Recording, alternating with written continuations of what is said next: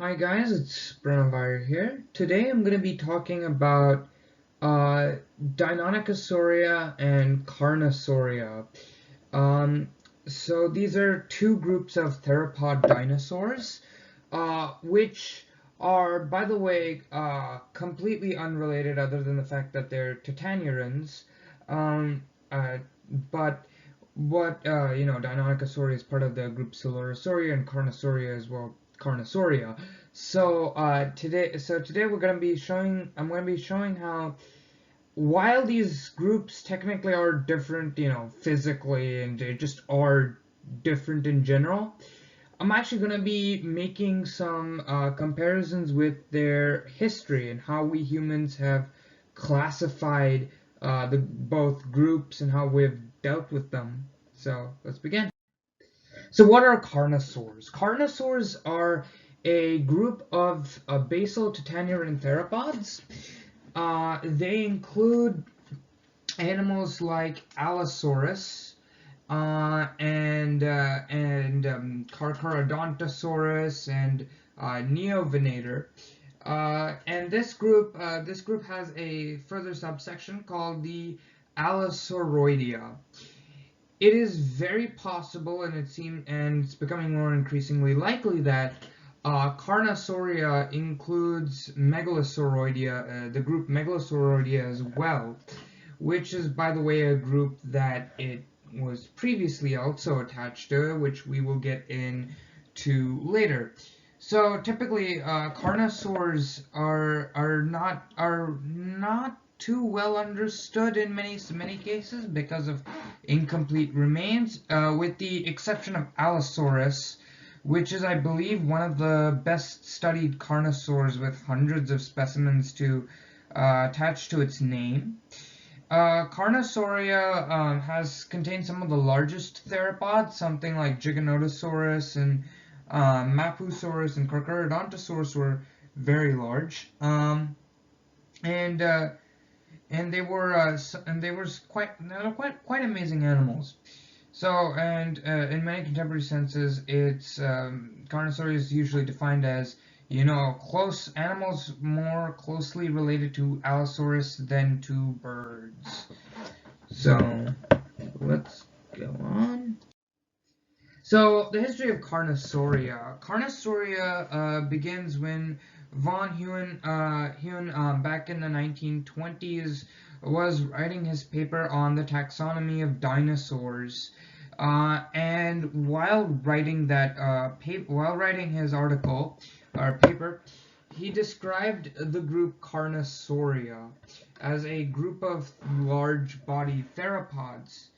And so for a while, both Carnosauria and its subset group Megalosauroidea was a wastebasket taxon, meaning it included hundreds of different theropods that were just kind of grouped in because they had a large body size, or they kind of fit the mold for Carnosauria. And so, you got especially Tyrannosaurids, Allosaurids, the Megalosauroids and Megasaurids, so on and so forth, all clumped into Carnosauria.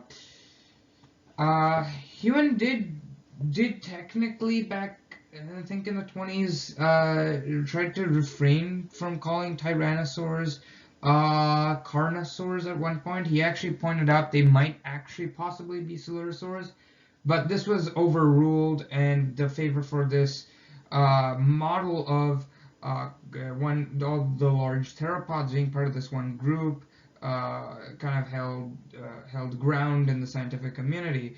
And so there was this idea that the large theropods were only on a process to get larger. So from Allosaurus and Megalosaurus to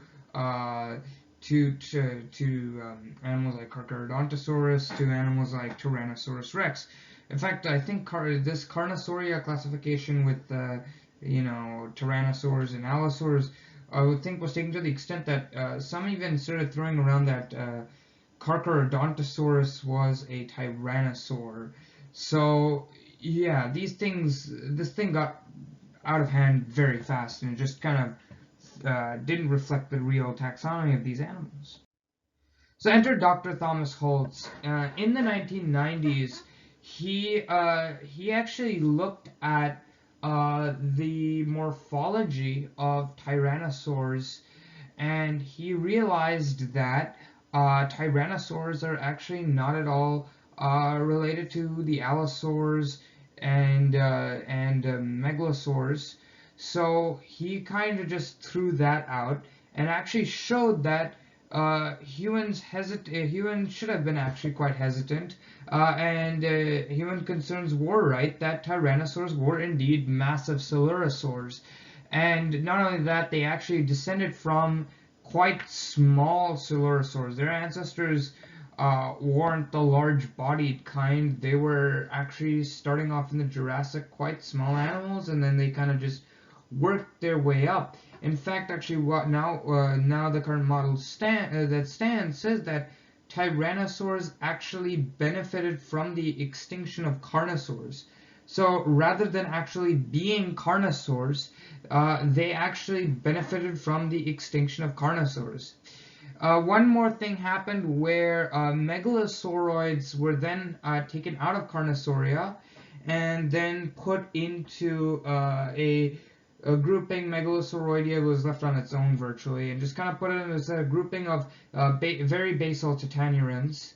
But in recent years, there has been a resurgence of the idea that Megalosauroidea is part of Carnassoria. And so it's looking quite likely that maybe, while Carnassoria itself went too far, we might have accidentally pulled too much out of it. And so that may have been the problem. So there's still a debate on Carnosauria, and especially when it comes to Megalosauroidea, there's some talks of whether it's paraphyletic, which means it's possibly grouping, an artificial grouping that doesn't really reflect the animals associated with its true taxonomy. Rather, it's just a group of animals we just base on some shared characteristics. So that's a paraphyletic classification. Monophyletic is the opposite, where an entire group shares a single common ancestor. So there we go. So what is Deinonychosauria? Deinonychosauria is the classification that includes troodontids and dromaeosaurs, and typically it's often used in the context of animals that have sickle claws that are raised above the ground. No living bird, I believe, has this, although correct me if I'm wrong, some may have, but I don't know if any living bird actually has these raised claws. But regardless, these non-avian theropods did have them. And so the troodontids and dromaeosaurs, they were feathered, and they were part of the, the Penaraptora, which was then further divided into the Paraves, and then we finally get into Deinonychosauria. So, not sure, there are no basal Deinonychosaurs, but it's possible that, some forms may represent that, and it's really hard to, and it's also one that has a far more confusing taxonomic history, which we won't get into now. So Deinonychosauria was actually a classification started during the dinosaur renaissance. So initially, when Dromaeosaurus itself was discovered, it was considered to be part of a group called Dromaeosaurinae, a subfamily within the another family at the time called Dinodontidae. Today, Dinodontidae is referred to as Tyrannosauridae. So it was thought to be a tyrannosaur by today's standards. That it would, if we came to that conclusion, we would say it's a tyrannosaur. But that didn't hold. So today it's realized that. Today it's realized this is part of a much larger group called the Dromaeosauridae. So the idea of Dromaeosauridae actually comes from a 1960s paper on the subject, in which Colbert, Colbert and this other guy, forgot his name. Hold on, let me just pull this up. Soria. I'm just looking through my notes. Right, Colbert and Russell, in 1969, proposed that there's a group called Dromaeosauridae, and then it's clumped into a larger group called Deinonychosauria. And this is all during a paper they were describing the holotype of Dromaeosaurus albertensis, and this was in response to the discovery of Deinonychus, which you can see right here. So Deinonychus it was sort of the basis of the dinosaur renaissance, and so, Deinonychus, Dromaeosaurus, and Velociraptor, and more or less later, Sauronatholestes, were then all put into Dromaeosauridae, and then put into the Deinonychosauria. So then later, Troodontids were put in, and so it became the group of sickle-clawed animals. And so it kind of just remained that way. And basically saying that here these two groups clumped into this one big group, and then they very soon started throwing other animals like Archaeopteridae, which is the group that I believe it contains Archaeopteryx, as was the Anchiornithidae, which includes Anchiornis and these other small bird-like non-avian theropods. However, things got a little tricky after a while, because some evidence started coming forth that Troodontidae might not at all be all that close to Dromaeosauridae. Don't get me wrong; the two are very similar, but there is some evidence that Troodontidae is actually far more closer to birds, and so it just kind of got very confusing, especially Dromaeosauridae itself is confusing. Throw another wrench in this entire idea. There's this group called the Unigolanians, I'm not probably pronouncing that right, the Unigolanians, I think that's how it's pronounced, which contains the Unigolanidae, which is the family and their subfamily Unigolanianae. So the Unigolanianae are a bizarre group of southern dromaeosaurid-looking creatures, and it was initially proposed that they were part of a family closer to birds, but it was suspected that they actually might be dromaeosaurs. So then it just left up to the Unigolanianae, which then was just a subfamily within Dromaeosauridae, and they were basal dromaeosaurids and nothing more, that just evolved weird features in the southern parts of the world. And this is where, it gets tricky, because Unigolanidae looks kind of basal to the entire Paravian clade. They may not be dromaeosaurs at all. They may actually be part of a group that's very basal to Paraves. So you get this entire confusion with Troodontids being closer to birds, Unigolanidae, and the Archaeopteridae, and the Anchiornithines, and just it gets all over the place. As well as the fact that Gregory has even posited that that it's possible dromaeosaurids were actually secondarily flightless birds, much more closer to Archaeopteryx and stuff like that, and just escalated from there. So today there is some heavy questions raised about whether Deinonychosauria even existed as a group, and whether we should even be clumping Troodontids and Dromaeosaurids together. And so it was then posited that the only group that could technically be placed in the Deinonychosauria is Dromaeosauridae. And then in just some recent times, it's been popped up that no, Troodontidae may not actually be that awfully close to birds, and actually maybe back to Dromaeosaurs, and it goes back and forth like that. So what are the similarities and what are the differences? Of course, as in the beginning I mentioned how these two are completely different animals, but it's the history I would like to bring to everybody's attention here. The similarities between their taxonomic history is these classifications kind of started very innocent per se, but they just grew out of proportion to full wastebasket taxon status, only for questions and objections to be raised.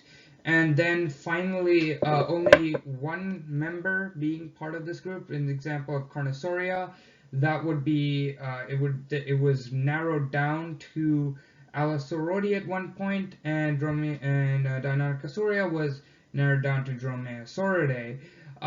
But one of the close members of the group that shared some features in recent years have been considered to actually go back into the group, trying to get this groups back into their original context, if you will. Both have very confusing histories, and both groups are not very well understood. So, in conclusion, I would like to tell everybody this.